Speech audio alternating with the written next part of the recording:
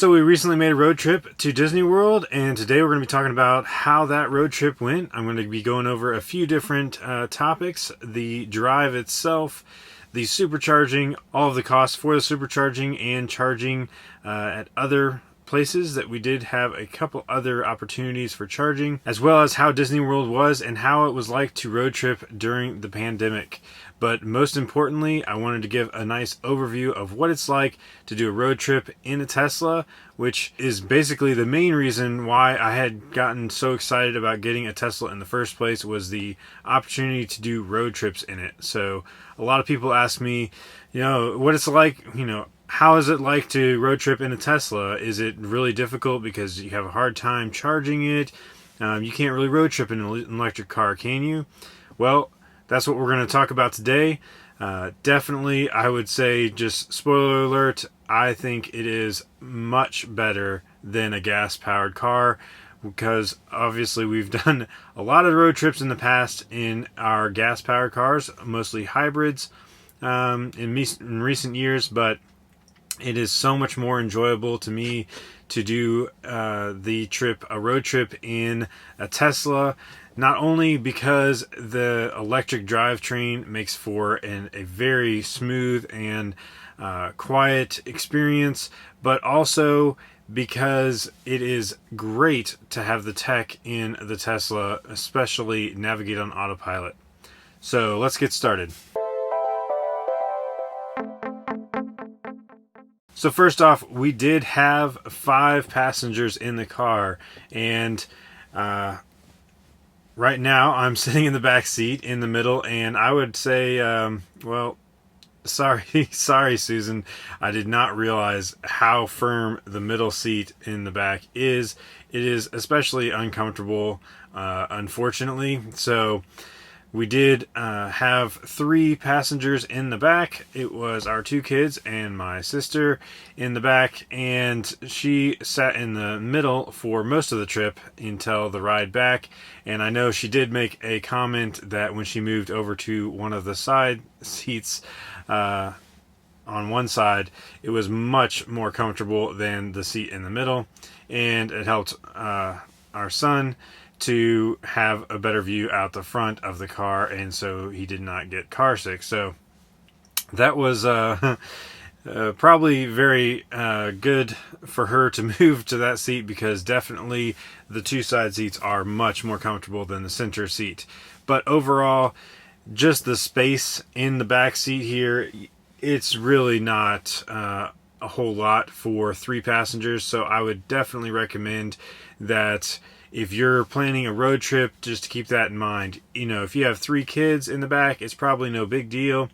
But if you have 5 adults that you're trying to transfer on a road trip in a Model Y or Model 3, definitely keep in mind that the rear seat is especially cramped for 3 passengers. It is great for 2 in the back seat, but 3 I think is very tight. If it's kids, maybe that's okay. As far as luggage concerned, though, we had more than enough room for all of our luggage for 5 nights stay at the condo, and it was pretty incredible to see. I've done a couple recent videos on putting roller bags into the Model Y to see how much space there actually was. We've done some road trips in the Model 3, and it was pretty tight when we made a road trip with cooler and that sort of thing, just the 4 of us. So I was a little bit concerned with how much space we might have if we had 5 people, and for 5 nights I thought that might be a lot more than we could put in the car, but it turns out the Model Y had tons of room, lots of room to spare, and it is pretty incredible actually how much you can put in the Model Y. Check out my other videos on how many roller bags we put in. 13 roller bags, carry-on size roller bags you can fit in the Model Y if you are still transporting 5 passengers. So that is more luggage than I could imagine anybody really needing, and especially if you're probably only taking 4 passengers. But the good news about that is that a lot of families are probably going to have small children. They might have some strollers, maybe a pack and play, that sort of thing.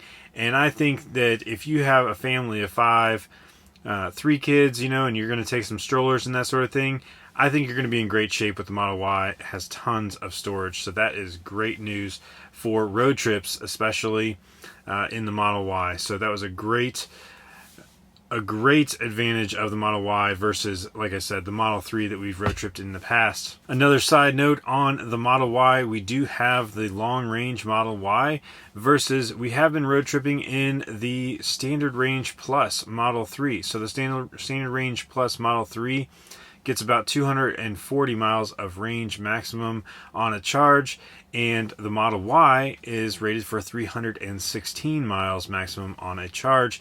So that actually makes it much more flexible for superchargers and that sort of thing. You really got to do some planning, I think, with the Model 3. We never had any trouble with the Model 3, but it is super easy to travel with over 300 miles of range in an electric vehicle, especially if it's a Tesla that has supercharging. So, on to the actual drive.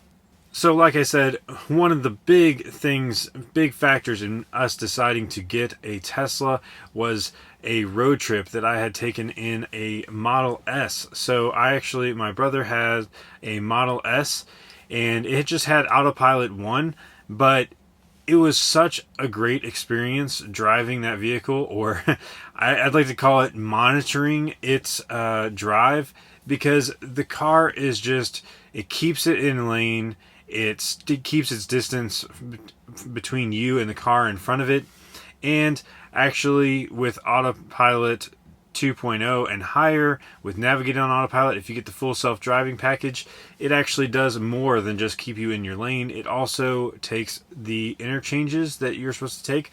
So you just type in your address and it's going to navigate all the way there. So on-ramp to off-ramp. If you need to stop for a supercharger, it's going to know the exit to take for that supercharger. You will have to take over at that point, but all of the interstate driving is basically just monitoring the vehicle and what it does. So that road trip that I took in the Model S really encouraged me to look at Tesla and see if there was some way that we could afford to get a Tesla sometime in the future. Enter the Model 3, and we were totally sold on that. And road trips are great in the Tesla versus a gas-powered car. So we were really excited to see, what this Navigate on Autopilot would actually do for us as far as road trips are concerned.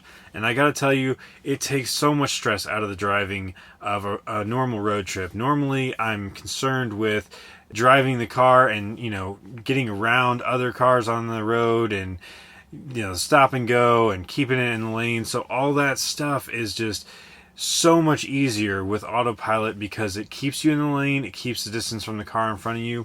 And even situations where there's a lot of traffic. So we had some road construction that we were stopped in for almost a whole hour. We were stopped, basically just going maybe 5 miles per hour at most, just stop and go for an hour on the interstate.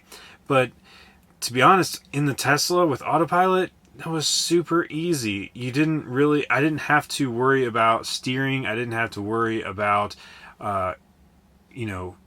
keeping my distance from the car in front of me. Autopilot took care of all of that.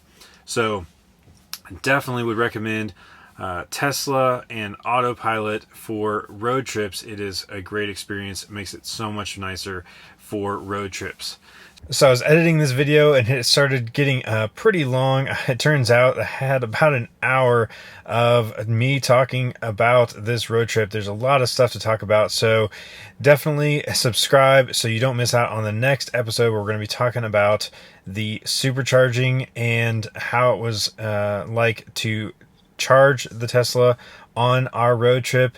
And we will have a couple more parts after that, I believe, because of the length of this. So again, thanks so much for watching, and we'll see you on the next part of the road trip to Disney.